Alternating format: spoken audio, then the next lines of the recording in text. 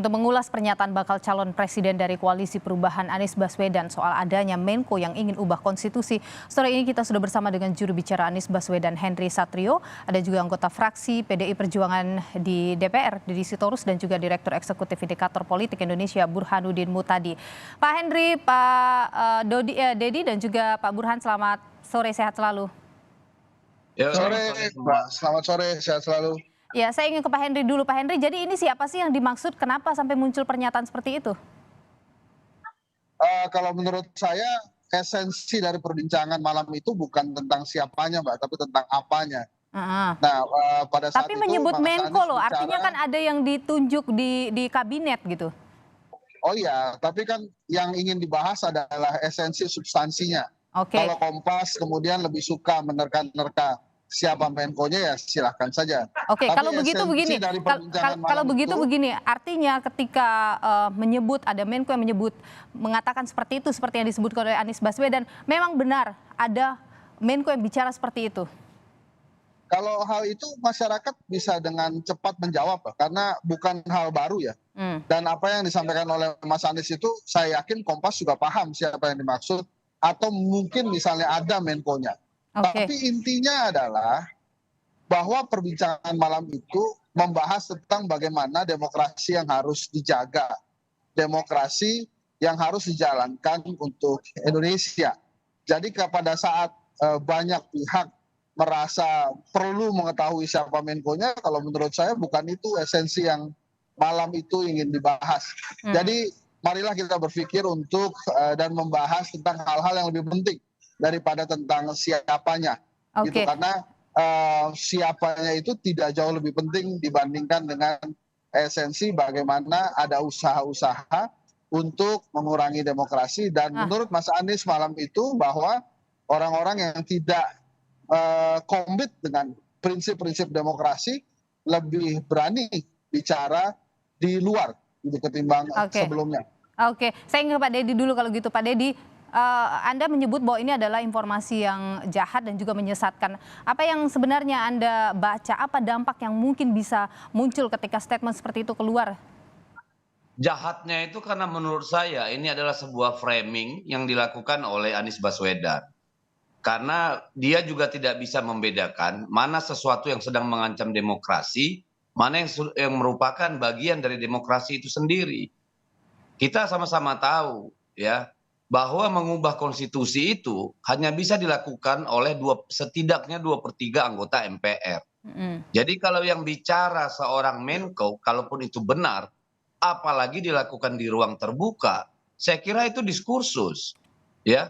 Tetapi ketika kemudian di framing bahwa ini ancaman yang luar biasa, saya ingin mengatakan ancaman yang terjadi ketika naiknya Anies kekuasaan gubernur DKI, ketika ayat dibuat untuk menghalangi mayat masuk ke dalam tempat ibadah, itu yang mengancam demokrasi. Tapi kalau orang bicara terbuka, saya kira kalaupun itu benar terjadi, mari kita lihat secara esensial, karena bedakan antara ucapan dengan gerakan.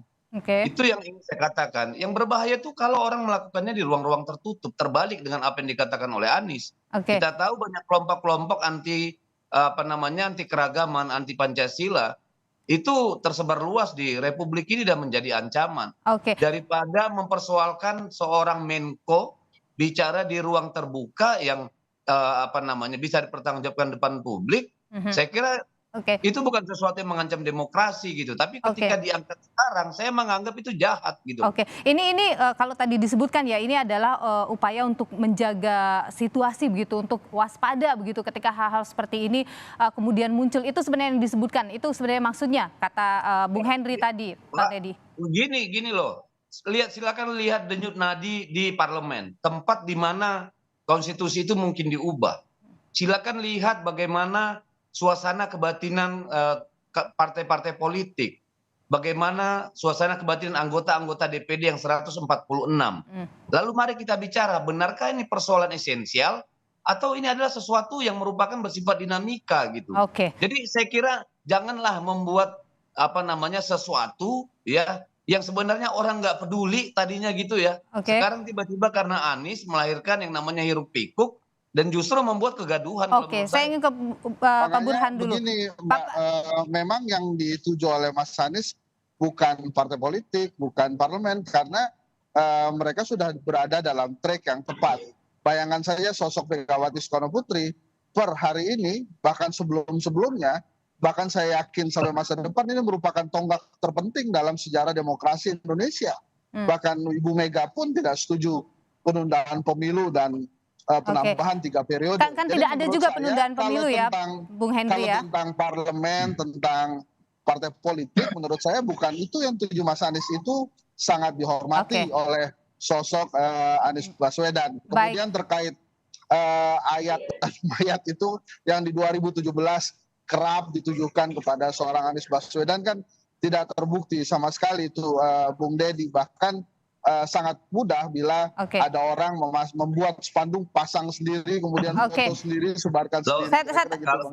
Kalau dibilang tidak terbukti, saya masih punya rekamannya, saya masih punya videonya. Yang saya tidak punya itu adalah pertanggungjawaban publik Anies terhadap kejadian itu. Itu yang saya tidak punya. Dimiliki Kalau oleh kejadiannya Dedi, saya pasti punya. bukan video yang ada Mas Aniesnya kan? Loh, justru kan kita mengatakan ya bahwa tidak adanya suara tentang kejadian itu. Padahal publik semua tahu dan paham, media pun paham bahwa orang-orang yang melakukan itu adalah para diehard pendukung Anies ketika pilgub. Di situ kita kecewa. Begitu Mas Dedi, persepsi saja. Tapi kan kita tidak tahu juga pada saat dia di kotak suara itu beneran nyoblos Anies atau bukan. Nah, ya ini kan jadi sama soal Menko yang katanya persepsi dia mengubah konstitusi. Kan Bung Dedi juga udah paham siapa. Baik. Kita jangan standar ganda. Kita tahan di sana dulu, Bung Dedi dan juga Bung Henry. Saya ingin ke Pak Burhan dulu. Pak Burhan, kalau Anda membaca, meskipun tadi Bung Henry menyebutkan bahwa ini bukan soal Menko, tapi ini bicara soal demokrasi. Tapi apa sebenarnya yang ingin Anies niatkan begitu dengan statement yang muncul itu? Soal siapa Menko yang dimaksud itu elephant in the room. Ya, kita sudah terlalu tahu siapa yang mau dituju oleh Anies Baswedan. Tapi kalau misalnya Anies mau concern soal message ketimbang messengernya, ketimbang mau concern pada substansi makola ketimbang mankolanya, harusnya cukup dengan menyebut kata petinggi tanpa harus menyebut nama Menko. Jadi ketika muncul sampai nama Menko disebutkan apa maksudnya dong? Jadi saya melihat Anies ingin mempertegas narasi perubahan yang ingin dia sampaikan di 2024. Jadi sebelumnya Anies ini kan terjebak pada narasi yang relatif kabur ya. Pada satu sisi ingin membuat narasi perubahan, tapi salah satu partai pendukung utamanya yaitu Nasdem adalah bagian dari pemerintahan. Sehingga narasinya itu terkesan tidak clear ya antara change and continuity.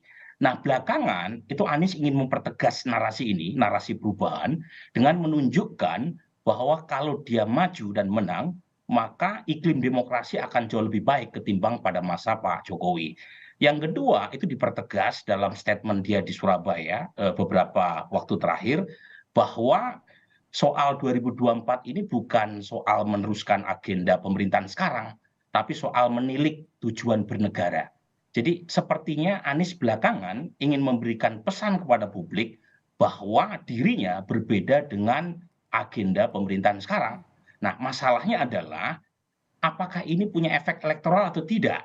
Menegaskan narasi perubahan dengan tanda kutip menampilkan sisi antitesis tadi.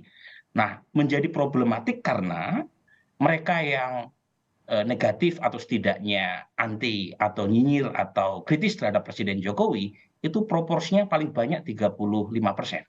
Survei per hari ini, survei Kompas, survei indikator, survei-survei yang kredibel, itu rata-rata approval ratingnya di atas 70%. Jadi uang buat Anies untuk memaksimalkan dukungan kelompok yang kritis itu paling banyak 35%, tidak cukup untuk menang. Nah, karenanya perlu kelompok yang pro terhadap Presiden Jokowi. Nah, kalau kemudian Anies terlalu kuat narasi perubahannya, mungkin agak sulit untuk mendapatkan dukungan terutama dari kelompok yang pro Pak Jokowi. Jadi kalau tadi Anda menyebut soal apa yang disampaikan oleh Anies ini, Bung Burhan, apakah ini kemudian bisa menimbulkan polarisasi? Karena politik udah makin panas sekarang ini. Polarisasi itu bagian dari demokratisasi. Yang kita bisa kurangi adalah noise-nya, ya, kita perbanyak voice-nya. justru banyak ahli yang mengatakan pemilu tanpa polarisasi itu seperti sayur tanpa garam. Nah, yang penting adalah polarisasinya itu bisa kita manage sehingga tidak muncul politik kebencian, politik Oke, identitas yang terlalu berlebihan dosisnya. oke, Jadi yang kita tonjolkan adalah polarisasi gagasan, oke. polarisasi Statement ide. seperti ini polarisasi apa yang bisa dimunculkan, ditimbulkan? Kalau dari sisi message ya, saya setuju ya. Message-nya adalah mengingatkan kepada publik bahwa soal demokratisasi ini satu sistem pemerintahan yang patut kita jadikan sebagai agenda bersama. The only game in town. Nah, memang ada, kita harus akui beberapa statement petinggi negara yang menurut saya terlalu kemajon ya, terlalu offside. Dan karenanya beberapa elit partai seperti Ibu Mega kan mengingatkan itu. Hmm, Nah, tetapi masalahnya kan saya melihat statement itu bukan semata-mata soal message oke, bahwa ada oke, ancaman terhadap oke. konstitusi, tetapi juga menjadi narasi yang mungkin membedakan antara apa yang ingin diperjuangkan Mas Anies dengan apa yang terjadi sekarang. Oke, saya ingin ke Bung Deddy Sitorus. Tadi disebutkan bahwa mungkin ini juga adalah salah satu cara Anies untuk bisa meraih suara dari para pendukung Jokowi. Apa PDIP juga membaca hal seperti itu? Ya, saya sih melihat bahwa ini hanya tipping point saja untuk meleverage apa namanya elektabilitas dari Anies Baswedan. Mm-mm. Tentu dia akan mencari hal-hal yang bersifat apa namanya yang meramaikan gitu ya, sehingga perhatian publik semakin meningkat, lalu apa namanya ya semakin disukai kan kira-kira gitu. Mm-mm. Jadi memang mau tidak mau Anies karena tidak memiliki sesuatu yang rigid gitu ya buat ditawarkan, hingga nanti mungkin dia selesai dengan visi misinya terbangun dari Mm. apa namanya PR merangkai kata-kata, dia akan terus seperti ini. Dia Oke, akan terus melemparkan wacana-wacana ke publik ya yang bersifat gimmick politik yang memang untuk meleverage oke. gitu loh, membuat ramai. Karena Bung misalnya Henry, begini, kalau disebut bahwa Anies Baswedan tidak punya sesuatu hal yang rigid sehingga kemudian melemparkan hal begini. Ya, bahkan tidak memiliki hal rigid kata Bang Deddy aja dibahas gitu. Jadi ini nah ini kan Jadi- media. luar biasa demokrasi ya di sini. Kalau dikatakan apakah punya hal yang rigid, ada beberapa program yang sudah disampaikan oleh Mas Anies misalnya ya, pembangunan yang berkeadilan sosial, kesetaraan. Kemudian Mas Anies juga mengatakan tentang bagaimana nanti harusnya keguyuban itu ada dan lebih ke sejahtera. Bahkan beliau menyampaikan juga tentang perubahan itu ada beberapa hal yang bisa menjadi poin penting dalam perubahan itu sendiri yang ya bagi menjadi 4 hal. Jadi tidak semata-mata langsung menghilangkan. Mas Anies bilang bahwa kalau perubahan itu apa yang harus diteruskan, apa yang harus dikoreksi, apa yang harus dihentikan, dan hal baru apa saja yang harus Oke, dilakukan. Jadi ada beberapa hal sebetulnya yang dibahas, dan oke. tentang prinsip demokrasi kemarin itu sebetulnya sebuah gagasan yang bagus bagaimana Oke. nanti ujungnya masyarakat Indonesia itu bisa menuju pemilu dengan riang gembira. Oke, Bung Deddy, Yang ada kok kedua, ada kok programnya Bung Deddy? Ya, Sabar Bung Deddy, ini jangan mau kita diadu domba. Saya tidak mengadu ya domba. bukannya Ini kan klarifikasi. Pak Jokowi ketika muncul sebagai capres kan sudah langsung keluar dengan nawacita gitu ya. Tapi kan Yes, kalau Anies betul. kan dia masih mencari bentuknya gitu, masih bicara hal-hal yang normatif, Oke. kesejahteraan rakyat, demokrasi, apalagi lah gitu ya, terserah lah kan bisa tiap hari berubah juga. Jadi ini saya kira kan tadi pertanyaannya kenapa seperti itu, bagaimana memandang pernyataan Pak Anies? Lagi-lagi saya kembali bahwa ini adalah upaya Anies untuk grab perhatian dari Oke. publik gitu loh, Oke. bahwa oh ada saya, pasti dia akan mengambil hal-hal yang kontroversial dan itu Oke, akan baik, terjadi saya ke terus. Pak Burhan, saya tahan di sana, mohon maaf Bung Deddy, saya ke Pak Burhan. Pak Burhan, bagaimanapun juga Nasdem itu masih menjadi koalisi Pak Jokowi saat ini, kadernya masih ada sebagai bagian dari masih menjadi menteri begitu di pemerintahan Pak Jokowi. Tapi kemudian bakal calon presidennya mengeluarkan statement yang memberikan tudingan kepada pemerintah. Bagaimana dampaknya ini kemudian nanti bagi Nasdem? Ya kalau kita lihat data terakhir dari survei Kompas, termasuk survei indikator, Nasdem kan meroleh sekitar 7,3%, survei kami 6,4%.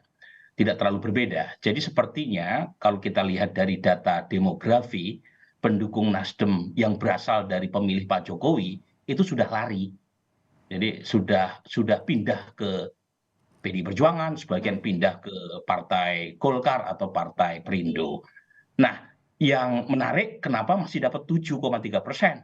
Nah, dari data yang kami punya, itu Nasdem memperoleh pemilih baru, pendukung Anies, terutama di Jawa Barat, Banten, kemudian DKI, dan Sumatera.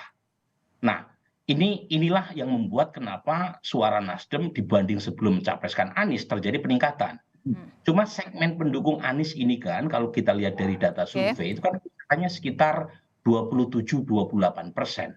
Dibagi oleh 3 partai, yaitu Nasdem, PKS, dan Demokrat. Jadi kalau misalnya Anies memakai narasi perubahan, mungkin yang senang adalah partai-partai pendukungnya. Karena mereka memperebutkan sepertiga dari pendukung Anies yang ini kritis terhadap Pak Jokowi. Tetapi ini menjadi kabar yang kurang menggembirakan buat Anies. Karena berpegang pada sepertiga pemilih yang kritis terhadap Pak Jokowi tidak cukup mengantarkan Anies untuk menang. Baik, Bung Burhanuddin Mutadi, terima kasih atas analisa Anda dan juga pandangan Anda. Terima kasih juga Bung Deddy Sitorus dan juga Bung Henry Satrio sudah berbagi pandangan di Kompas Petang. Sehat selalu Selamat nih Bapak-bapak. Bung Hensat. Aduh ampun, Baik.